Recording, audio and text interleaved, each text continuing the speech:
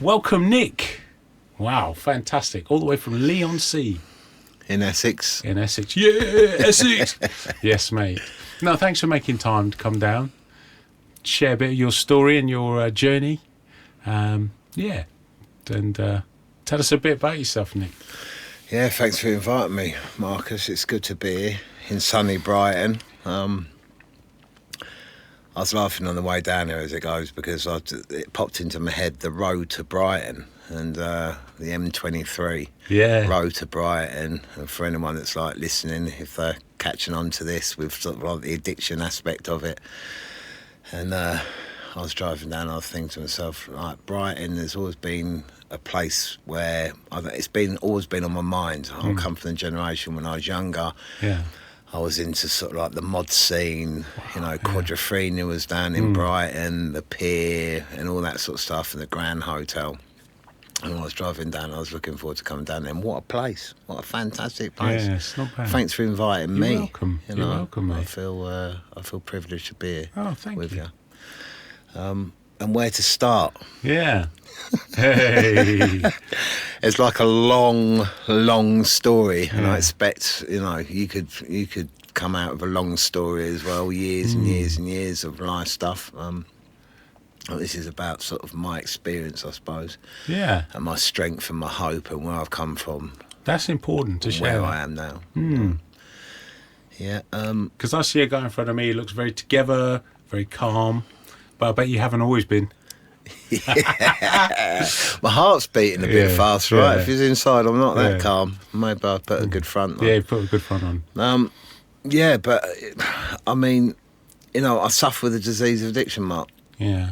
That's it. And I'm here to sort of like talk about that. And really my whole sort of like premise of me coming here is try and give some people some hope. Yeah. And, a friend of mine, he's out in America. He kind of always says, when he shares, he says sort of, in England, there's a lot of people that talk about their hope around addiction and stuff. Yeah. And they say, look at the similarities, not the differences. Well, my friend out in America, he says, if it doesn't apply, let it fly.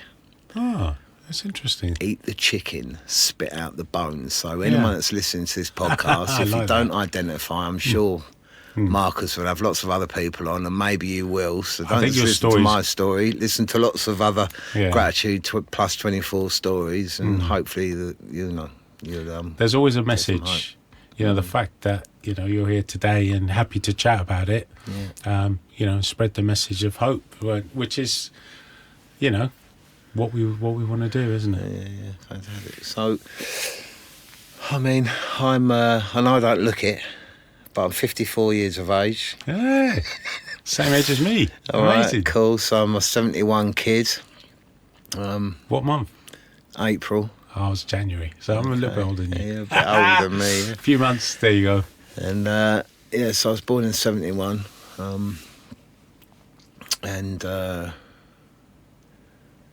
was born into a good home. Good start, did you have? Yeah, a good start. So my dad, he worked for the print, as far as I'm aware. Like my granddad worked for the print as well. And then on my mum's side, I know her granddad was like he worked on the River Thames. Okay, yeah.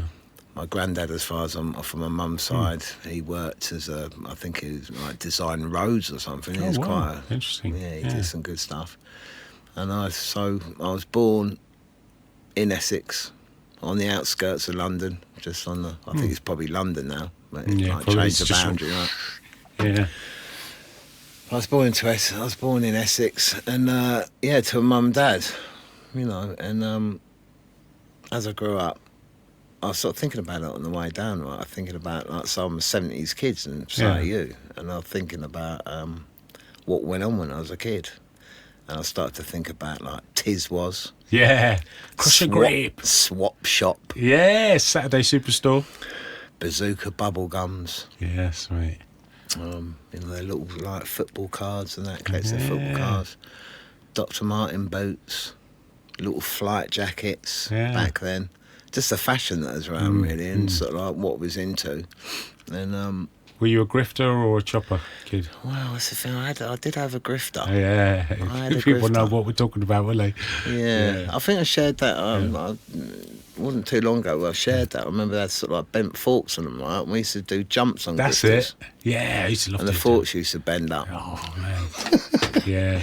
But yeah, so I was that kid. I went out. I mean, looking back, it's in hindsight, right? Looking back, I just used to like being out. I was always out. I was one of them kids where like, where are you? Where were you? Making dens, having a childhood really. But also looking back, sensitive as a kid. Really, really. Did you feel sensitive? Felt sensitive. Obviously at the time I didn't know what was going on, but it was like that connecting to people. I didn't really realise what was going on. I suppose because of the sensitivity, maybe I was a bit too much. I've been diagnosed with ADHD. I know there's a lot of that like mental health stuff going about at the moment, and it's like in later years I got diagnosed, but I saw a psychiatrist when I was a kid. Yeah. Hated school. Didn't like going to school at all. Yeah. I'd do anything to get out of it. But yeah, I had friends and I played and I did this and I did that, and primary school was sort of, I didn't like it, but I went. Yeah. And then secondary school came and the problem started. Oh, right. I mean, there's a bit of literature, right, that sort of states in there, it talks about being full flight from reality. Yeah. And escaping. And I was definitely one of those kids. If I was in a class, I was just daydreaming, yeah. Out the window. Yeah. Thinking about, I don't know, whatever it was, at sort of 11, 12, senior school time, first year. Making camps, going to war, I don't know, whatever it was, playing football, that sort of thing. And, just didn't want to be there. I wanted to be anywhere else but school. But I was definitely the sort of person when I was younger, I'd want to be somewhere. And when I got there, I wanted to be somewhere else. And did you feel different then? Did you feel a bit unusual in that way, or? It was really strange because I can vividly remember at secondary school that I wasn't at all interested in anyone that had a pair of like glasses on with a plaster in between it and the pen in their top pocket and a briefcase. Yeah. I wasn't at all interested. It was just like my son talks about, it's just long. Yeah. I didn't want to study. I was impatient. I was irritable. Rested. It was like the ants you got ants in your pants. You never sit still. And I wasn't interested in listening to teachers. Or if I was interested in something, I was interested, but majority of stuff I wasn't interested in. And I just wanted out. And I gravitated towards. There was a look back then. Yeah. There was this look going on. It's like my age group, like yours. It was sort of, the mod thing turned into the casual scene. Yeah. So there was the mods, the stay press, the two-tone, the bowling shoes, the flight jackets, all that sort of, the Parkers, all that sort of look. And then it kind of swapped to the casual look. So you had your Dakini. Yeah.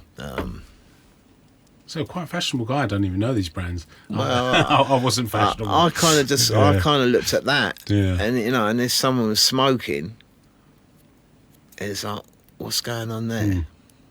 If someone was up to some skullduggery, I wanted to be part of it. It excited me. I don't know. Yeah. So normal adrenaline. Kind of life was just a bit flat for you. Adventure seeking, maybe.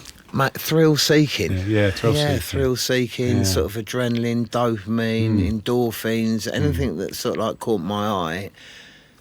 Addicted to excitement. Yeah, that's a good way to put it.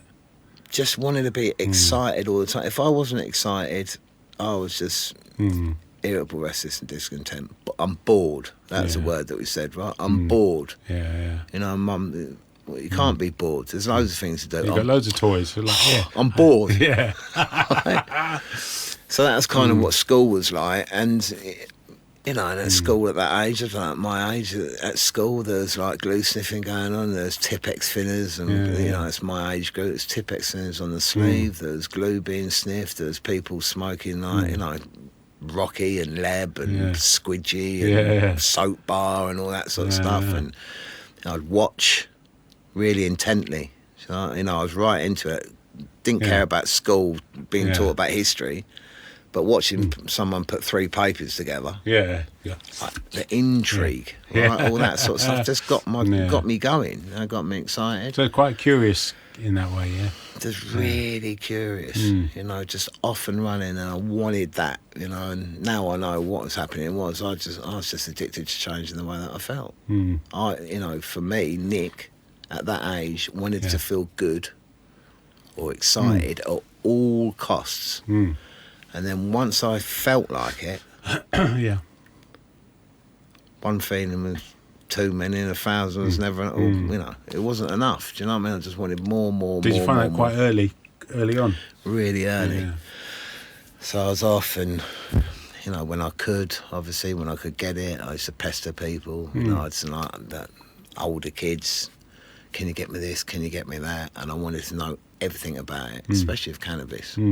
Cannabis and magic mushrooms or acid. That is what it is. It's like, that's it. I want to be, you know, I want to be smoking cannabis, and I want to be the best at it, and I want to know everything about it, where it comes from, where it's grown, how it's imported, and full flight from reality, just in that fantasy. Addicted to fantasy, allergic to reality. As soon as I hit reality, you got to go to school, you got to study, you got to do this, that, and the other. Boom, I was off, and I just... fantasy, pure fantasy. How did your parents react to your change of interests? Well, I was hard flipping work, right? Yeah. You know, ADHD, the disease of addiction, I didn't even know it.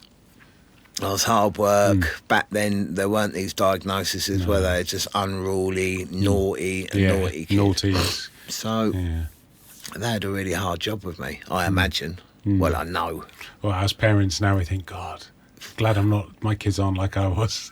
And it was different then. It was really different. The boundaries are different. It was like, you know, I could hop on the train from Essex and go into London at a young age. You know, and then I suppose it wasn't as dangerous then, was it? But probably was, but we didn't know about the dangers. Probably not. Yeah. So then I was just like into crime. I was naughty. I was into crime. I was doing sort of like naughty things, and I blow myself up too much about it. But anything you can think of, like an unruly teenager could do, I did. Just for the fun of it, not because you needed the money for drugs. It was just because you enjoyed it. Yeah, just for the fun of it. And the drugs came anyway. It was easy come, easy go. And there was that scene at the time, so at a young age I started to go to scooter rallies. It was like a thing for me. I mean, the casual scene had came out, and I was a bit of a, like, you know, 1 minute I was a mod, then I was a scooter boy, then I was a psychobilly, then I was like a rude boy into ska and blue beat and Trojan music, and I sweat, and then I was like wearing taquini. But it's part of growing up, isn't it? You part of growing up, right? Yeah. But yeah, I was just into that scene. I loved it. We were doing scooter rallies, so there's a big thing sort of in the 80s. I had a Vespa. Did you? Quite a few of them. And wicked. we used to get like angle grinders and cut them down. There's a few guys that I used to hang about with. I'll say it on here because I've done some podcasts. I didn't mention them, but there's like a little sort of like crew of us. So there's my mate Sean, and another mate called Did, and another guy called Mark and Roy. There's a few of us that used to hang about together. Do you still in touch now?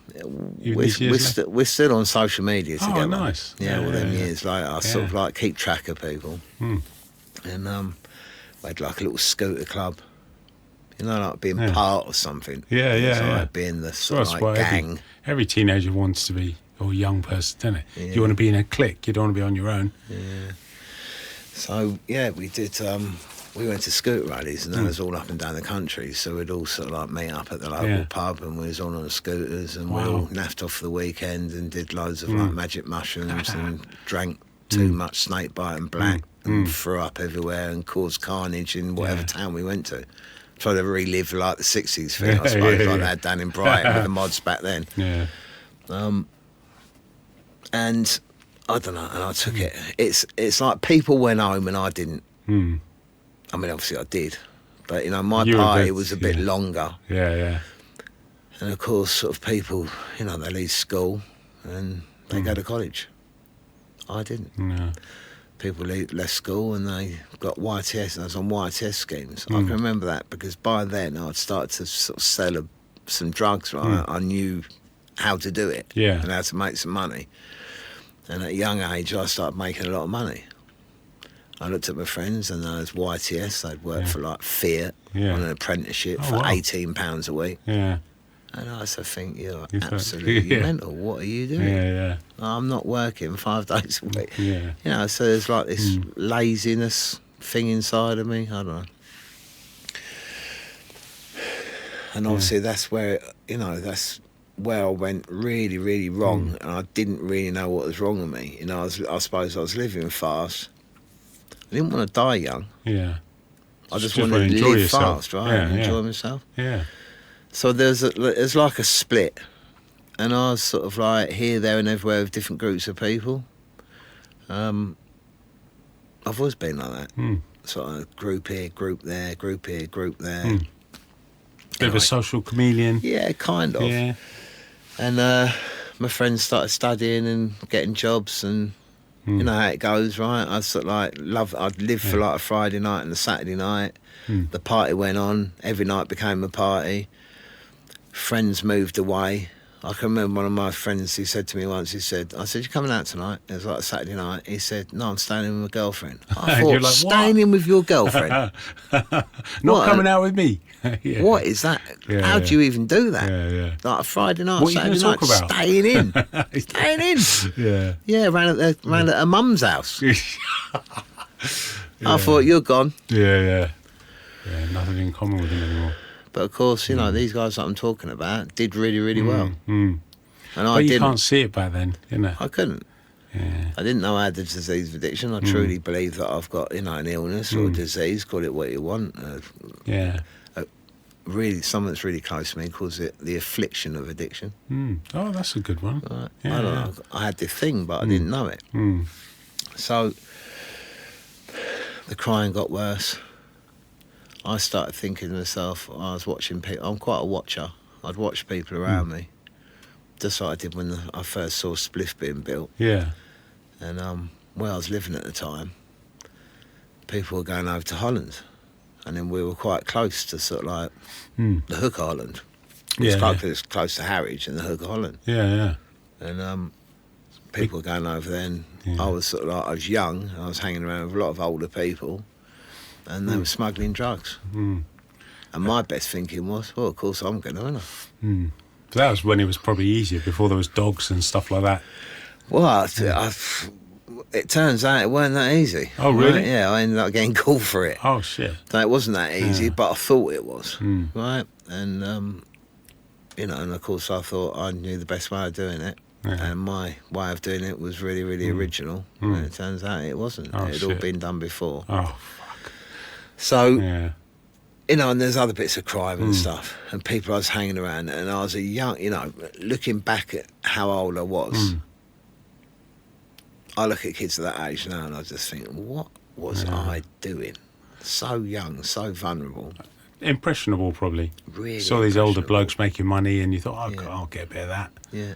You don't think of the consequences so much when you're young. I didn't.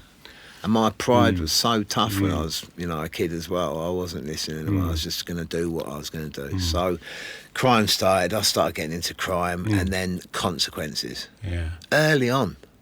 I hear a lot of people that sort of like, drink or use drugs, and they use for quite a long time with no consequences, and then the consequences start coming. But I started getting consequences really early. Shit. Yeah.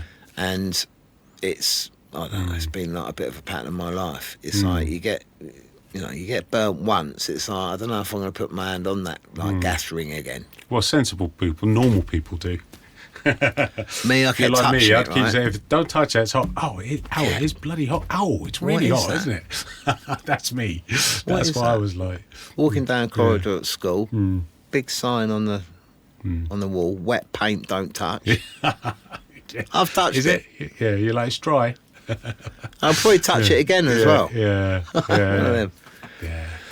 So yeah, consequences started rolling in, and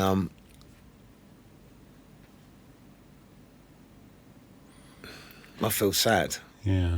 I always feel sad. What kind of age sad. were you by this time now? Like 15, 16. Still in your early teens still? Wow. 15, 16. Jeez. Right. Wow.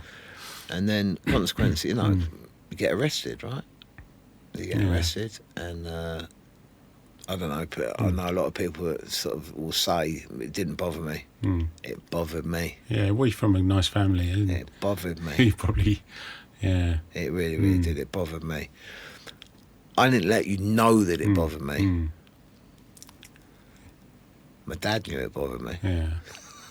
I'd tell my dad, no one else knew. Sitting in a cell when you're young, going to prison for the first time. I went to prison young. I don't want to talk a lot about prison. Yeah. It ain't good. No. It's got worse. I know people that still go to prison and still, I know that prison thing. It wasn't good when I was young. I can remember, like, my first time that I went into prison, people used to go to prison on, like, a coach. And used to be double cuffed on a coach. And it was out in Norfolk, first prison I went to, Remand Prison. And driving there on this coach with this guy, locked up to him, and as we went up to the hill, the prison was on a hill, and I saw the barbed wire, and I saw the toilet paper hanging on the barbed wire on the fences. I looked at the prison, and the feeling that I had inside of me really wasn't good, and I can still remember it. I can still feel it. So anyway, prison started to come in, and then over the next 16 until I was 39 years of age. Wow. There was consequence upon consequence upon consequence upon consequence. So that did put you off that first time? You didn't think, fuck this, I'm never coming back to jail? I was just off and running. I was still, like, connected. Yeah. The illusion of the buzz. Yeah. Of that ease and comfort. That, to tell you the truth, looking back, drugs definitely gave me that ease and comfort. They were definitely my solution, but there's other stuff that was as well. Maybe not for open sharing. I don't know, but there's other stuff that gave me that ease and comfort that substances I attached to. or behaviours. Yeah. Right, there's substances, there's crime, the list goes on. I'll let everyone their imagination go. Yeah. Whatever it is, probably worse, right? Yeah. So there it was, and I couldn't let go of it. And it was more, and I want it now, Marcus. Yeah. I don't want to be waiting 5 minutes. Yeah. I'm the addict where that dealer says he's going to be 5 minutes. 5 minutes is a standard text. I could not sit there for Where is he? Where is he? Where is he? Driving dealers, mate. Right, so what happened was, it was just crime, stupidness, prison, cells. Consequence. Kids born, relationships. I was an absolute terrorist in relationships, an emotional terrorist. I wasn't good in relationships. There was nothing good about my relationships, and I sit here now with so much shame and guilt around the way that I behaved. Yeah. I really, really did. But I don't know. I had this thing inside of me, and I couldn't stop. Sounds like you weren't well, were you? So I was on the train, right? I wasn't well. I didn't know it at the time. I thought I was bad. Yeah. And I thought that's just the way it is. Start thinking you're a bad person, I guess. 100%. Yeah. And we know this, right, from our journeys, that, I don't know, I sort of just thought, I'm a bad person. I need to get good. I didn't realise I was a sick person.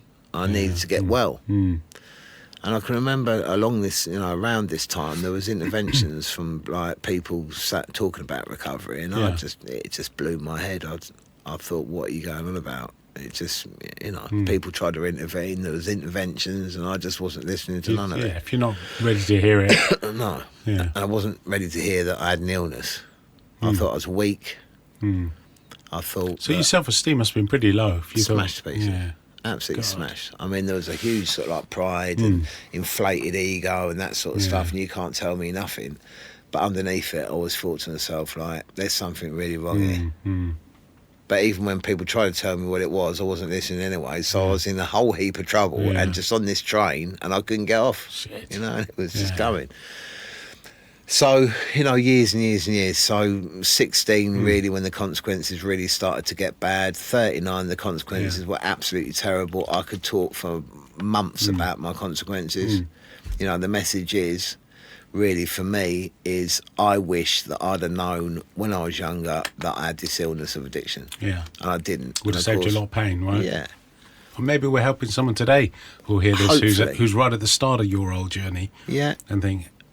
Because my thinking, like even looking back now, my thinking got worse and worse and worse and worse and worse. It got more and more and more and more negative. The impending doom that I felt at the last night before I got off that, I was able to get off that train, was incredible. Yeah. I woke up in the morning and my head would scream at me. Actually, what happened was, before I got off this train, I used to wake up in the morning, my head would scream, "Don't use again." Yeah. Because it always used to be use. Wow. But as I came to this bottom that we talk about in recovery, my head was screaming to me, "Don't, whatever you do, you donut, pick up today." Yeah. But it would repeat and repeat and repeat and repeat. I now know that as an obsession. Yeah. One thought that overrode all else: don't use, don't use, don't use, don't use. Boom, and I'd use. And I'd be smashing myself in the head thinking, have I done it again? Why have I done it again? I've been telling myself for a good like half hour or hour, if I could make an hour. Done. I'm not going to do it. Don't use, don't use, don't use, don't. Yeah. And it was as if I'd just been dragged to the dealer or to the off licence, right? And I'd drink or I'd use. So, luckily, and here's where the story gets good. Yeah. God, I'm trying to imagine that despair. It must just self-loathing, hating yourself more, family hating you just from behaviours and stuff. It must be a low place, I can imagine. A really low place. Yeah. So there was just like, I was angry beyond belief. In fact, it was more than anger. I know that it was rage. I was raging inside. Some people don't make it. They can't take it and jump. No. You know. I kind of know what was underneath that anger now. I didn't at the time. Was fear. Yeah. You couldn't have told me that I was fearful. That'd be the last thing to say, wouldn't it? You'd be like, what? Fuck off. I mean, I was. I knew it when I first went to prison. I didn't go to prison feeling like ease and comfort when I went in there, like some people describe. I was terrified. Yeah. I wouldn't show you I was terrified, but I was. Yeah. And obviously at a young age, I learned that anger covered that fear. I also make up that underneath that fear was a shed load of shame, a feeling of not being enough. Yeah. And why wouldn't that be there? Because I watch people like going through life quite not easily, but with some sort of ease. Yeah, for coping. me, all right. Life was hard work. Yeah, that's something. Do you know what I mean? To get through. So there's a thing called kairos. There's a word called kairos. Okay. I'm really close to this word called kairos. There's a place in London called kairos. They saved my life. Wow. 100%. Excuse me. And kairos means something like the supreme moment or the right moment. The right time, the right moment. At the right time or the right moment, kairos. So I hit this kairos moment where like my ears sort of bent forward. Yeah. And I'm like, I'm listening now. I need to. Yeah. Because I wasn't far away from death. I used to like wake up in the morning and my chest used to be full of bile. I used to smoke so much crack cocaine and heroin. I used to take a lot of tablets. Tablets were my thing. Alcohol was my thing, so I was hopelessly addicted to tablets. Jesus. Yeah. I had a methadone script that was through the roof. I was using crack, heroin, Rohypnol, Valium, nitrazepam, any tablets I could get. And I was like, I don't know, in the middle of the night, I'd wake up and I couldn't breathe. And in the morning, I was bringing up this funk. Yeah. Like bile. God. I was spent. Sounds like your body was packing up. I was absolutely done. I was terrified. I always share it. I can remember going to school one morning, coughing all the way down this hill and bringing up all this bile. And the kid went past me on a BMX and I jumped out of my skin. Wow. I was that terrified. police were sort of like, coming through the door and had like a prop up against the door to stop people getting in. And I was in this situation, I was in a relationship, it wasn't good, there was nothing good about it. But luckily for me, is someone had a really, really good 12-step. They were working a really good 12-step, and for some reason I listened to this one person. So again, with your podcast, one person. And that person might help someone else, and that person might help someone else. That's the way it works. So my ears were like open, and I don't know, I wasn't very trusting, and I just trusted this guy, or I listened to this guy. Was it because you were desperate? You had the gift of desperation, or, Yeah. What made you listen to him? I don't know. I suppose he was obviously clean and sober, and you wanted what he had, I guess. I mean, look, for anyone that isn't, because I know that a lot of people will listen to your podcast that are in recovery. Yeah. But hopefully, like, people listen that aren't in recovery, right, or want recovery. People are curious, aren't they? So, I don't want to mention sort of like God stuff. No. Right? That isn't my thing. I'm around a lot of people, and it is their thing, right? But something in the spiritual realm shifted. Yeah. Right? Something happened, and I listened to this guy, and I always share this as well, Marcus, right? I didn't like anyone. Yeah. I didn't like myself, so I'm not going to like anyone else when I was using and drinking. Yeah. I didn't like Scousers. Yeah. I had this, like, the Scouse accent I didn't like, right? And anyone out there that's listening, be careful about that, right? Because it was a Scouser that, like, really, really did me a massive favour, and it was a Scouse that I listened to. I love Scousers now, obviously. I say that, right? I love them, I like lots of different people. There's a lot of Scousers in this town. But he I don't know, he had this, like, voice, and he said to me, like, the one thing that went through my mind was, and I try to say it to people, you're worth more. And I didn't feel like I was worth more. But he said it, and I don't know, something went in, and I thought, maybe I am. Wow. Jeez, that's quite profound. He stuck his hand out. And after quite a lot of resistance, I used to drive this fella mad. Yeah. I used to drive, and he didn't leave me, right? He used to ring me. I used to have these sort of like phone, I'd have about 30 different phones because I'd sell them or throw them away. But he was saying, would ring this guy. Yeah. And I used to be like walking to, going to school, and I'd be phoning up saying, I can't stop, I can't, And he used to just say, it'll be all right, you can stop. Yeah. I've got great faith in you, you're worth more, all this stuff. So positive, kind of... gentle. Yeah. Right, he wasn't battering me, do you know what I mean? He wasn't like shouting at me, he was just gentle. He's far better than I am sometimes around people that are driving me mad. Yeah. But I stuck my hand out.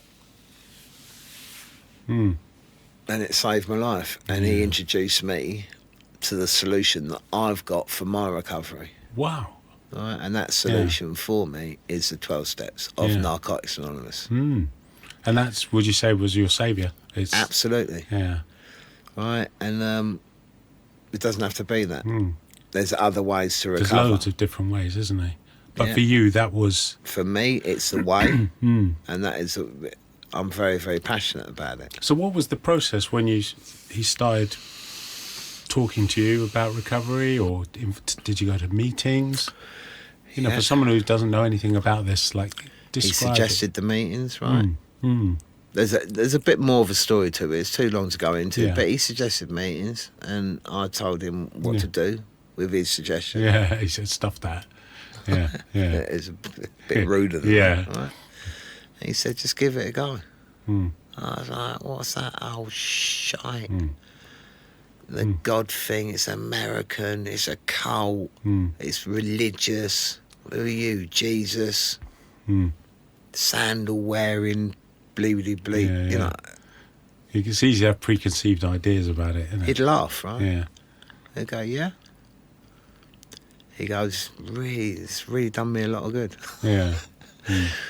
And I go, I'm going to try this way. Yeah. And I can also imagine him sort of just sighing, right? Just going, come on.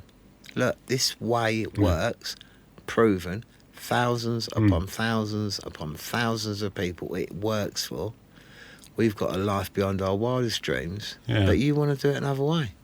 Yeah. And he just kept saying it, right? And in the end, obviously my ears came open and I went, I'll do anything. Yeah. And he said to me, I'll get you a bucket and a sponge. There's a van out the front, go and wash it. And I actually thought about going out and washing it. I was that broken and that desperate. Yeah. He said, I'm only joking. He said, you don't need to go and wash the van. He said, but there is stuff that you're going to need to do. And he started explaining this 12-step recovery program to me of Narcotics Anonymous. Right, and I'll say it because that's my thing. Yeah. You know, whatever you want on this podcast. I can't. So Narcotics Anonymous is my way. There's other ways, right? There's other fellowships. There's Cocaine Anonymous. There's Alcoholics Anonymous. I've been to lots of different fellowships. The one that I'm really into is NA, and that's the one that really, really helps me. There's smart groups. There's therapy. There's all these other ways of recovering, but this is like my way of recovering, and it's perfect. The program's perfect. Yeah. When it doesn't work, it's because I'm not working it. That's interesting. So I'm not here to sort of like, you know, massively. Yeah. I'm not NA. I'm just Nick, a recovering addict. I know one else, but NA's really helped me. So he started explaining about this 12-step thing, and I was that broken. I just went, okay, I'll give it a go. Yeah. Finally.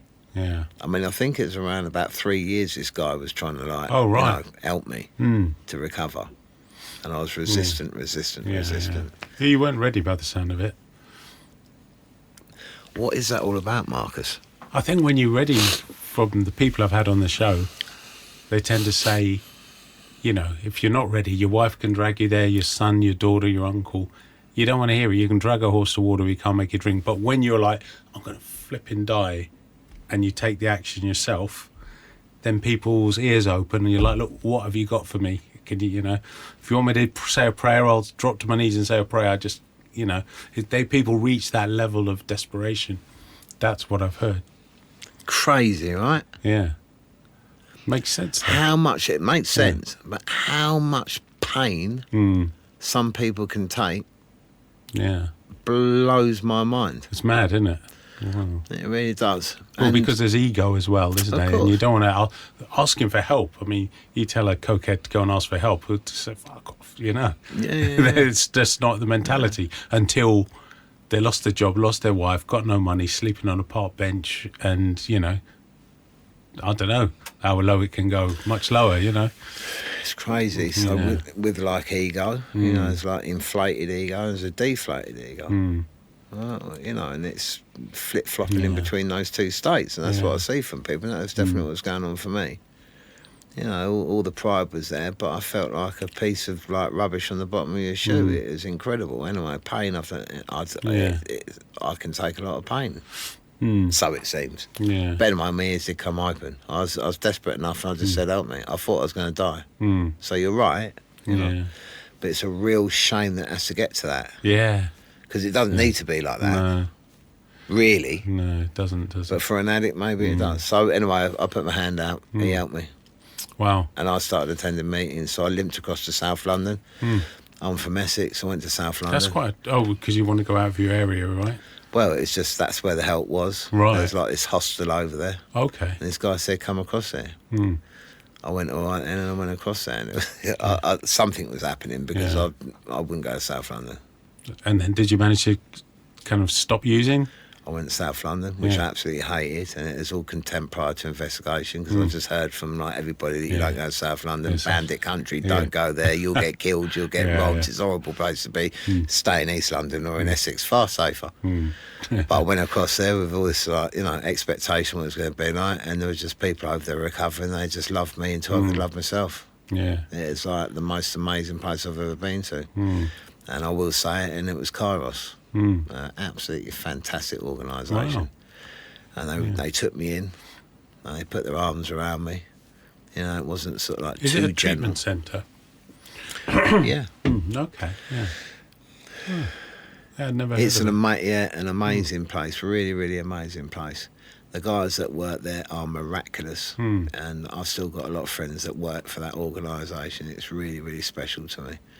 And I was presented with my friend, the Scouser, who helped me out because he'd ended up sort of like working at this place. Oh, he was wow. recovering. I knew him, you know, when he was unwell. Yeah. And he got weller. Yeah, yeah. And he put his arms out.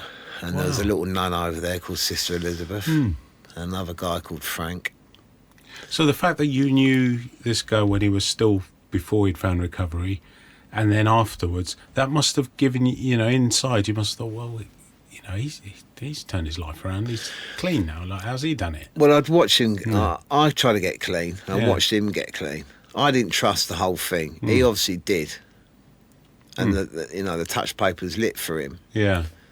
And I went back to doing the same thing again and again and again, expecting a different result, and got exactly what I got, was an absolute hiding of my life. Yeah. And I watched him, and he started to recover. Yeah.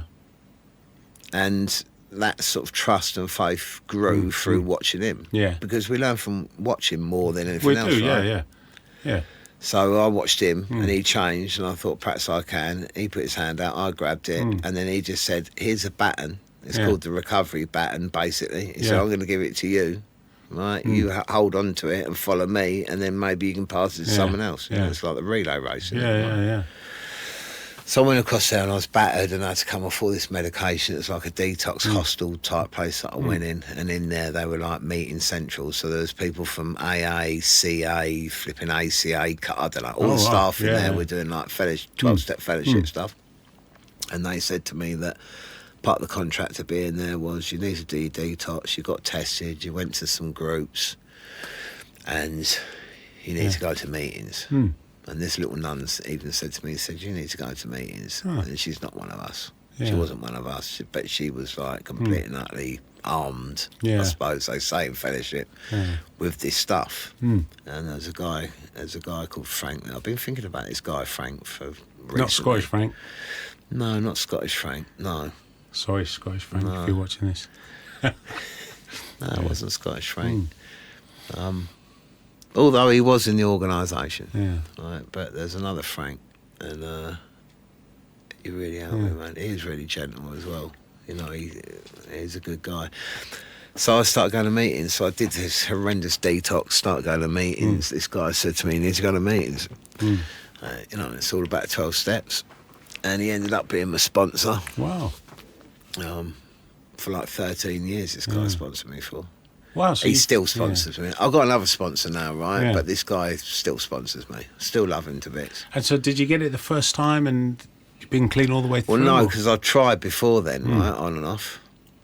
So I'd heard of it, but I was just so resistant. It's all like nonsense. I hated it. I used to be really panicked when I went to a meeting. I just thought, how come everyone else is getting well and I'm not? And I got resentful and angry, and it was madness, Marcus, right? Really, looking back on it, madness. But I had this fear inside of me, and I was angry, and I wouldn't show you that, you know, all that just old behaviour. So, you know, this guy was really, really patient. He said to me, it's all about 12 steps.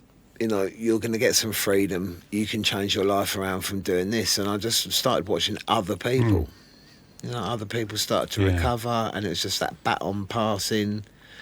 And I hadn't worked, and you know, I wasn't educated, and I just started going to meetings, and everyone was like, because they were like addicts, I knew where they came from. Because I thought to myself, I'm done. The best I'm going to ever do is like working, flipping B-jams. I don't know where that's come from. That's to show my age. Iceland or something. And there's nothing against working in Iceland. No. I was trying to remember where B-jams was, but that's 70s, 80s shop, wasn't it? Yeah. But I didn't even think I could work, you know. I just didn't think I could work. But I kept going to meetings, right?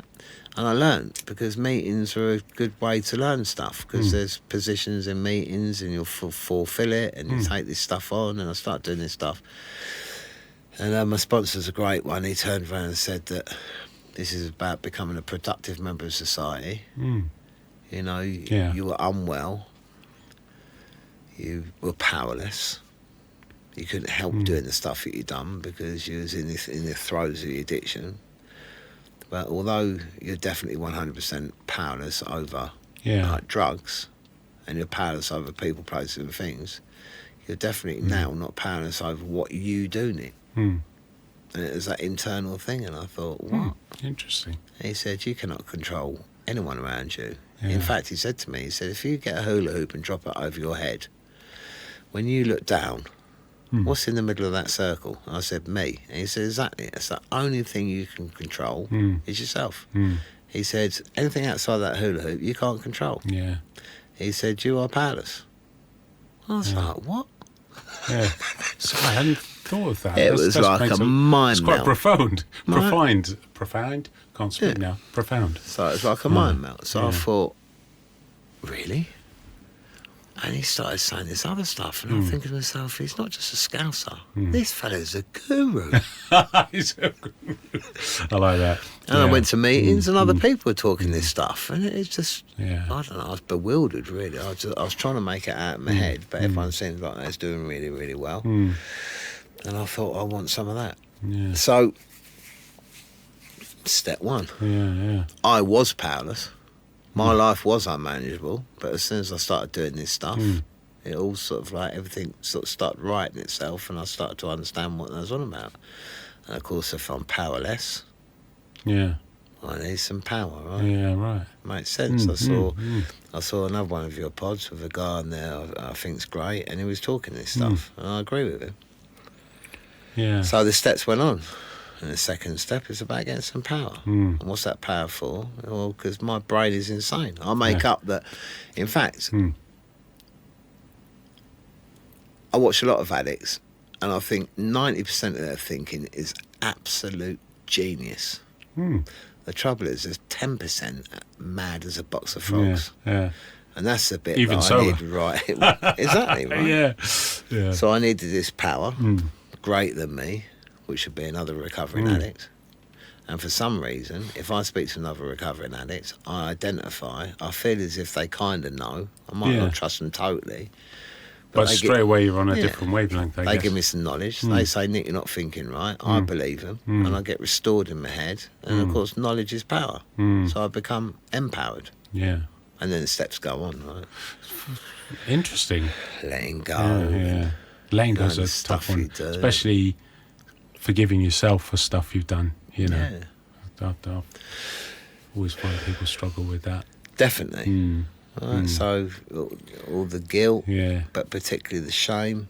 I'm a great sort of like believer in really at the core of addiction is shame. And of course, why am I going to feel enough and worthy? And I've done some skunky things. So I'm going to be sitting with like, I'm wrong, I'm not enough, I'm not worth it, which is shame. Yeah. And it turns out that I make up that shame perpetuates behaviours. Oh, right. I think guilt probably stops behaviours, right? If you feel proportionate guilt, it's like, I don't want to be doing that again. But with shame, it's just, I don't know, it's like a wallowing sort of like pit of shame. Yeah. And it was dripping out of me. Yeah. I was so ashamed. I couldn't even speak in meetings, couldn't open my mouth. Interesting. Couldn't even get up and go to the toilet. Yeah. I can go to prison and I can tell you to flip off. Yeah. But I couldn't open my mouth in a meeting. Yeah, Riddled in it. Yeah. And I started working for these steps and it started to release. And I started to get more confident. I got a voice. I started believing in my own voice. And that's from people around me saying, you know, it's So, like, you're doing well. You're doing really, really well. And people, you know, we support each other in recovery. And I started working these steps and I started to get weller than I was. Yeah. Better than when you came in. 100%. Which is a good thing. Yeah. And I started to listen, and it's all the principles of these steps, this spiritual stuff about 12 steps. If you want to know how the steps work, it's, I don't know, people can make it, I can make it complicated, but really it's about connecting to these principles. Yeah. So they talk about spiritual principles, but there's just connecting into like the first three: honesty, openness, and willingness. And if I'm rigorously honest, I get well. Yeah. That's as simple as it is. If I lie, if I'm dishonest, I stay sick. Yeah. If I open my mind right up and you help me open my mind, I stay well. Yeah. And if my mind closes, I get sick. And willingness, if I get willing, Excuse me. a guy that I know, he said to me in early recovery, he said, get smart feet. It's an action program. Don't think, just do. Yeah. If someone's in recovery, if there's suggestions in recovery, just do it and see how you feel. And keeping honest, open-minded and willing spells how, actually, doesn't it? That's how it works. Oh, right. Interesting. If I carry on being like that, everything's good. Yeah. The trouble is, I've got the defiant bit in me, that 10% of me, that says, no, I don't want to do it. Yeah. That takes a long time to change, right? So, yeah. there it is. You know, and through that, I never worked a day in my life. Yeah. There'll be people listening to this. The guys that I mentioned to start with, one in particular, he used to absolutely berate me. He'd go, get a job, will you lazy, like... Anyway, so I got educated and I got employed, and where I thought that I wasn't worth anything... Yeah, you got your self-worth back. I started to, you know, I was watching people in NA, and I was sort of like going from living in like bin shoots to running companies. Wow. And I thought, can I do that? And it turns out that when you get the right support around you, you can do absolutely anything, because that 90% genius comes out. Yeah. Right? And you start to, you know, people sort of start encouraging you. So that's been my journey. You know, I started to get all right with me. It's not that I'm cured. I'm not a believer that we're cured from this stuff and that's the end of it. Yeah. And I keep working at this stuff. Do you have to put effort I have in? to work. I still have to work it. I still attend meetings. I still got service in a meeting. I sponsor people. I'm sponsored. I'm really good with my sponsor sometimes. Sometimes I'm not. You know, and it's just keep trying. So along my recovery, my whole life has changed around. There's been a complete and utter change in my life. Wow. Like an amazing change. I don't think about using. And I class drinking as using. Yeah. It's no different to me. I'm clean, Yeah. you know. Well, it's a drug, isn't it? So. Yeah, it's a drug, right? So I don't think about it. And I will go on to a bit that I talked about before we started this pod. Okay. And I will be invulnerable because you prompted me for it, really. I wasn't going to talk about it. So, NA, I think, personally, it's my personal opinion, is foolproof. It doesn't fail, right? AA doesn't fail. The 12 steps don't fail. They work. But you have to work them. Yeah, they don't. I'm the one that messes it up. It isn't AA, NA, CA, ACA, CODA, anything like that messes up. I'm the one that messes up. And those three principles are honesty, open-mindedness and willingness. Willingness is a big subject. And open-mindedness is a big subject, and so is honesty. They're deep subjects. Yeah. And I stayed clean for 8 years. Wow. And I picked up a drink. It happens. That 8 years clean, right? Now, in that 8 years, Marcus, I didn't, to start with, you know, there was the first few months were rocky and I had some urges and stuff like that. Yeah. But I didn't get the obsession, right? Because the obsession, once I'm in the obsession, you ain't stopping me from using or anyone else. It's like trying to swim against the tide. Yeah. You I want had to thoughts and I had urges, but I did to start with. And I don't know, around about 6 months, it went. And I didn't dream or think or have I had nothing around using at all. Yeah. For 8 years. Wow. That must have been some great peace for your brain. I'm not the addict that used to see, like, you know, the person smoking a pipe on the corner and think, oh, I'd love to have a pipe, or be on holiday and watch someone drinking a margarita and start getting thirsty. I wasn't that person. No. Once it was done, after that 6 months. And I wasn't a person that thought I'm all right.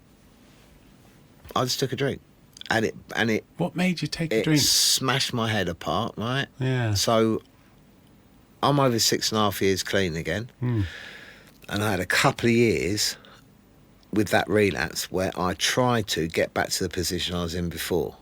Right, so it wasn't that I used for that 2 years. It was like I'd have like a go. Yeah. And then I tried to recover, but it was there in me where, like, I'd have thought, I'm going to go again.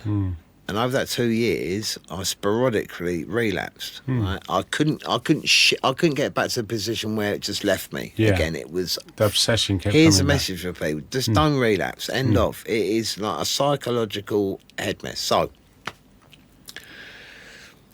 I was going to meetings. I wasn't thinking to myself that I was cured. I didn't think I could get away with a drink. I just drank, and it done my head in, and it happened just like that. I just found a drink in my hand. I snapped the top of a cheap vodka. My drink of choice was Glen's vodka. It's all I drank. And I snapped it, and I sunk it, and I was relieved. I drank it, and wow. After 8 years. I thought, what my head went, thank F for that. Yeah. And then the terror hit me. Yeah. And I thought, what have I done? Now, that release, there must have been a lot wrong for me to be in that place where I was that wound up and that powerless again. Yeah. And I didn't even notice it. It was a sucker punch, wasn't it? It just Completely came, gotcha. Yeah. So where I'm at now, years later, it's taken a long time, is that deepness of the honesty, open-mindedness and willingness. Some areas of my life I got dishonest, and it was a denial dishonesty to myself. Yeah. I've become closed-minded in certain areas, and I wasn't willing to address it, but I didn't even know it was there. Wow. Because this stuff is cunning, baffling and powerful. And there's another word, insidious. I mean, I didn't know these words before I came to recovery. Insidious, as my old sponsor's a good one for it. We looked in the Webster's book, and it said in there, patiently awaits to spring a trap. Wow. Insidious. Jeez. Cunning, baffling, powerful. God, that is that the definition of insidious? That is it. So now I know where I was dishonest. I know what denial I had going on. I know what I wasn't addressing. Yeah. There was some stuff that I wasn't addressing. There was stuff that a step forward would have got to if I'd allowed it. Yeah. But I didn't really know it was there. Right? I didn't know what was going on. I didn't know these inferiority complex that I had and relational stuff that I got. Anyway, I took a drink. So there's that's a brilliant thing you've shared, because a lot of people have that experience, right?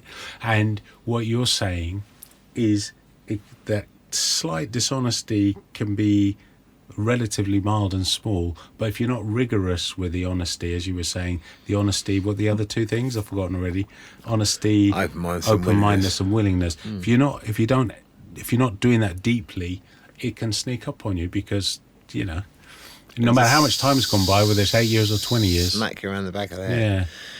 So what it was really about, that's a great message. What it was really about is I was in pain, and my pride wasn't letting me tell you. Yeah. That's so holding back about. how you're feeling. It's really like holding me back. And so when I got into recovery, I trained to be a therapist. I didn't want to be a therapist. I didn't know what I wanted to be. I didn't think I could be anything. Yeah. And I got encouraged. And the guy that sponsored me just said, do what I do. Because he was saying, what do you want to do? And I said, I don't know. Yeah. I went to a careers officer when I was, 12 or 13 years of age. I said, what do you want to do? I said, I don't know. And at 39 years of age, I still didn't know. Yeah. And he went to me, try this. He goes, if it doesn't work, you can try something else and I'll help you. Follow me. Yeah. So I followed everyone else, so I took that one. So I trained to be a therapist. I became a therapist. And within that process, whether it was too quick where I got to within that role or what it was, but this pride thing came on me and I could not get to. I am struggling and I need some help. Yeah. There was people pleasing in there. There was rescuing in there. There was codependency in there. There was like loads of stuff going on. There was a relationship breakdown that I had, and I just wasn't owning it. So, it's being dishonest, right? I wouldn't say it's dishonest, but it's maybe not being honest with yourself is how it comes across. People ask me if I was struggling. I said, no, I ain't struggling. Yeah, I've heard that. Yeah, I've heard people say that. What I mean? Like Where you go, no, everything's fine, it's cool. Are you okay, Nick? Yeah. And in my head, I was because they thinking, can see you're not. In my head, I was thinking, who are you asking? Who's okay? All that stuff, the grandiosity, all that sort of stuff was there. So that's what was there. That's a really powerful message, Nick. Really powerful, because there'll be a lot of people who are exactly as you were describing at that point. Maybe they've picked up something, or maybe they haven't. But it's a good kind of saying, beware of the slippery floor over there, because that little bit of not saying how you're really feeling is, it's rattling its cage. They're waiting for you. 100%. Yeah. And what goes is humility. Because here's the thing. Because I've got this active brain, and I think a lot about stuff. So it's only my thoughts, and I'm allowed them, and I might be wrong, because I've said a lot of things in my recovery and thought, I'm 100% right. Yeah. I, 2 years later, think to myself, what a donut. Why did I think that was right? But here's my thinking around it. So these 3 principles, honesty, open-mindedness and willingness. Now, whoever I've met in my life, and I have thought to myself, he's a real humble guy, or she's really humble, what I make up about that humility, if someone is rigorously honest, and if someone keeps a real open mind, and they're extremely willing in lots of different areas, that might be willing to give you the time and patience to like be heard or whatever. Instantly, I think they're humble. Yeah. I think, wow. Marcus is sitting, he's listening to me, he's giving me all the cues, you're nodding at the right time. I'm genuinely interested. Marcus is quite humble, right? So honesty, open-mindedness and willingness leads to humility. And in this 12-step gig, humility is absolutely key. Yeah. If I don't stay humble, Nick gets humiliated very, very quickly. Right, so I need humility. That relapse, my humility had gone out the window. There wasn't any humility there at all. So unwinding those 3 principles leads to a grandiose, stuck in their own head, prideful, arrogant pig. I've been sober this long and blah, blah, and you start getting a bit cocky and almost, not you, but I'm imagining that kind of...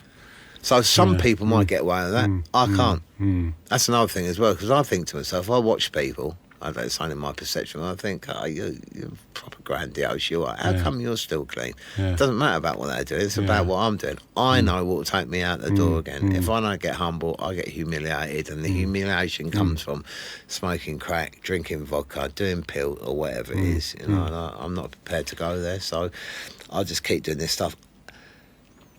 By the grace of a power definitely far greater than I am. Right, that's as far as I'll go with it. There's people I know that are well into God. I'm not qualified for it. I've got a higher power. It's sufficient enough for me. But for a power greater than me, I got back. Well, I got back, and lots of people don't, Marcus. No, a lot right? of people don't, because it takes a lot of humility to come back. That's the story I hear, especially if people have had a lot of clean time, and shame comes in, worried about what people think, or and as you said, you just got to focus on yourself. You've got to just focus on, fuck what people think. Look, making no bones about this, addiction is a killer. Illness. It is. It wipes people out. It's epidemic. It's a killer illness. I mean, just before we came, I'm going to give him a shout out, right? Because it's really crazy that you know Rob. I know Rob. Right? You're Rob. How is he? Oh, sorry, we're on the podcast still. No, it's good, right? I'm sitting like he's worth the shout out. So I came down to Brighton to a 12-step event, and Rob came and saw me. Wow. And I've known Rob since I was, he might correct me, but about 16. Because he was right into hip hop and the electro, and he can scratch. He's great with the graffiti can, isn't he? Right? And me and him, he might really cane me for this, but I don't care about it. He's quite open anyway.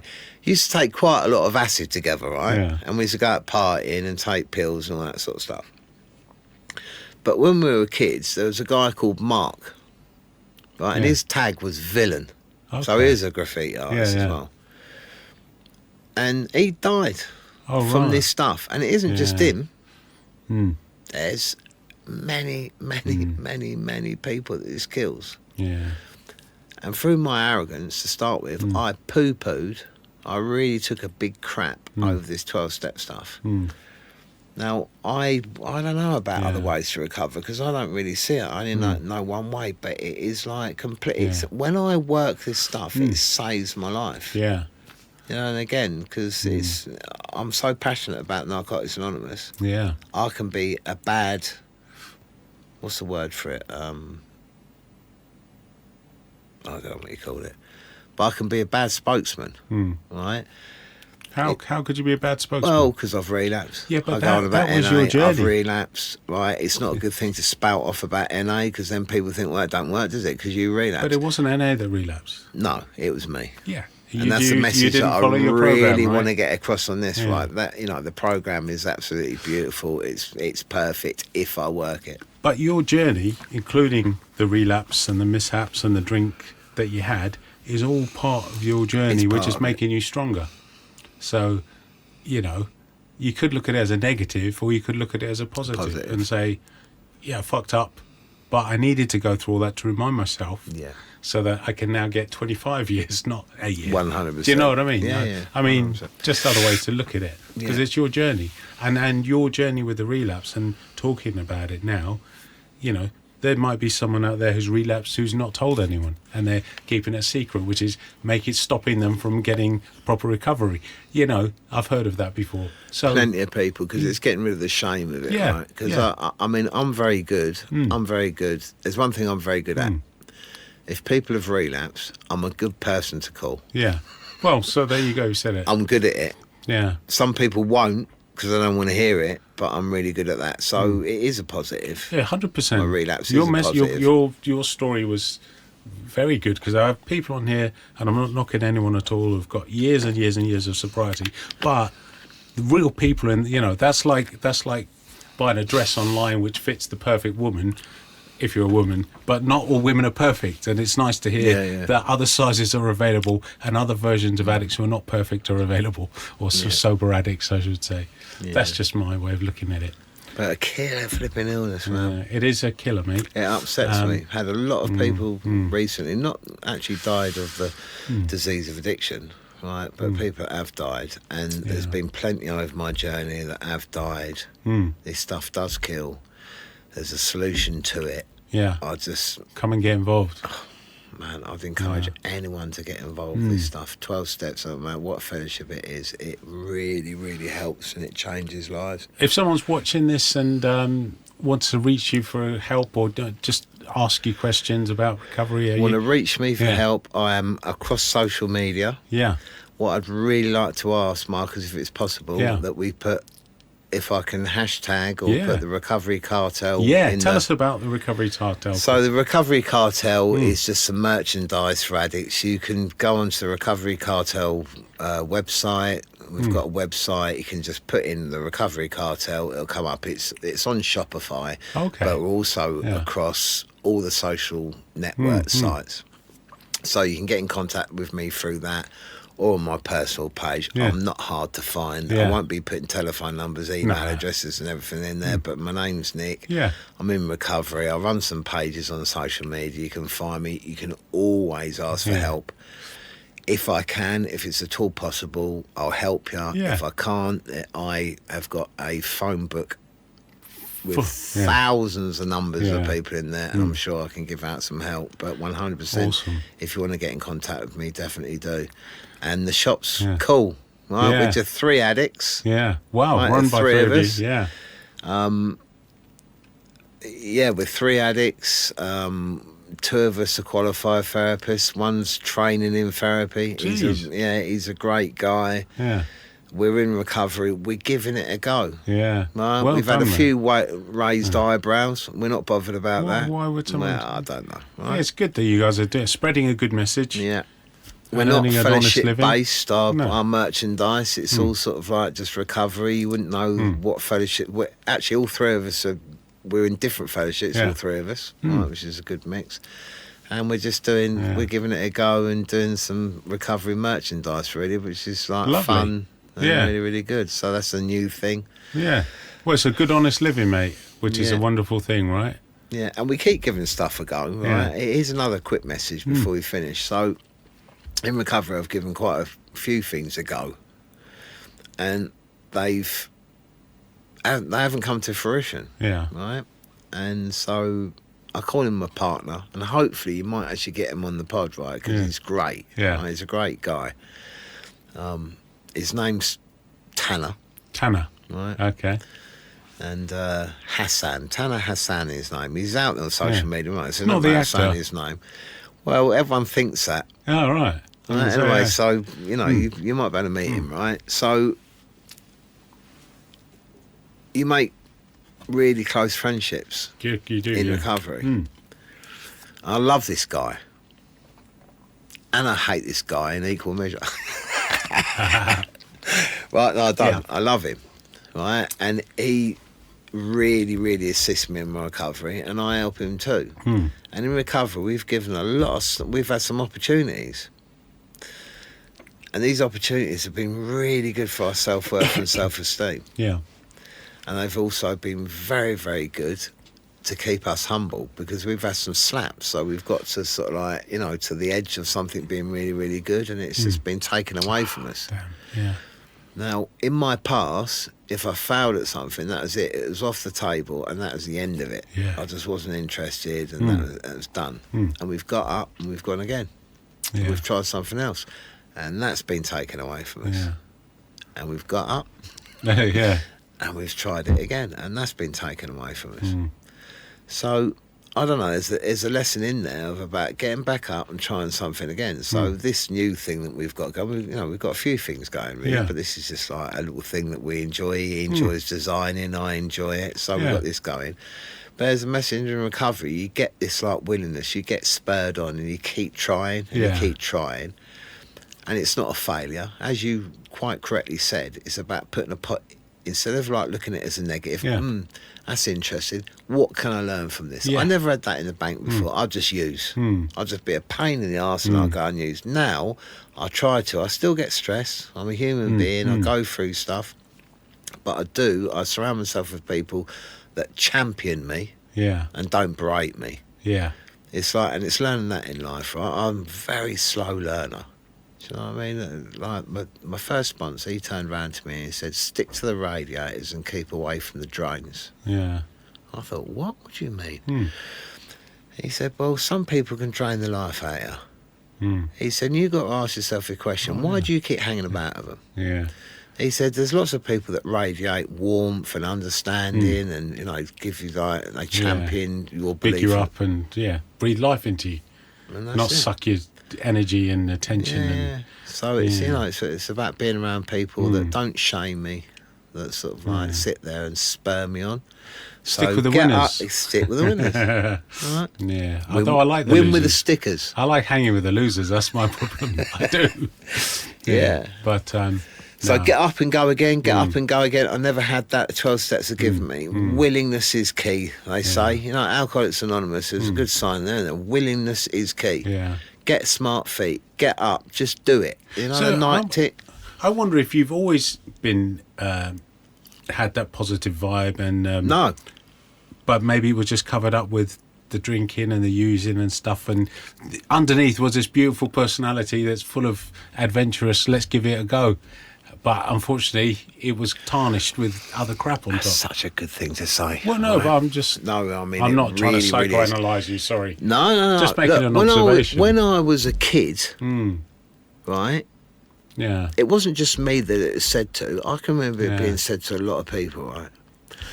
I tell you what, if Nick just concentrated on doing some normal stuff instead of crime and drugs, he'd be a multi-millionaire, the fella.